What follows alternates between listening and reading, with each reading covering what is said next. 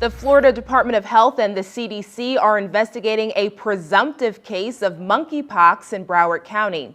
Cases of monkeypox have already been reported in several countries, including the United States. It was most recently discovered in both New York and Massachusetts. Our Steve King spoke with a local infectious disease specialist about what he says everyone should know about this virus.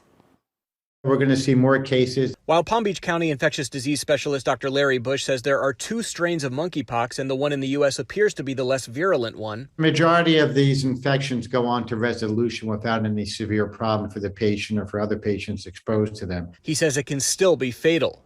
He says the main symptom is a rash, which can turn into lesions and blisters. The last outbreak of monkeypox in the U.S. was in 2003 when 34 people were infected.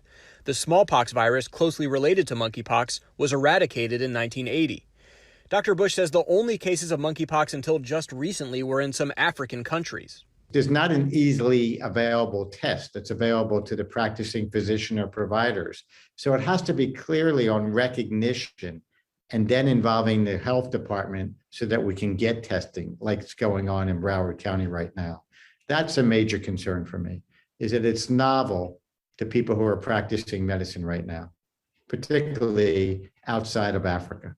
Right now, there are smallpox vaccines which can prevent monkeypox, and there are treatments as well. However, Dr. Bush says as of now, the CDC is the only entity that can distribute those vaccines or treatments. He says that's why it's important people and healthcare providers familiarize themselves with the signs of monkeypox now. We have to make people really aware now. When you see a rash, the first thing that has to go through your mind is, could this be monkeypox? Let me understand what that looks like, and let me understand who I need to call and what I need to do. Dr. Bush says the virus can spread through the air, but the main way is direct contact with a lesion or indirect contact with a lesion, like from contaminated clothing.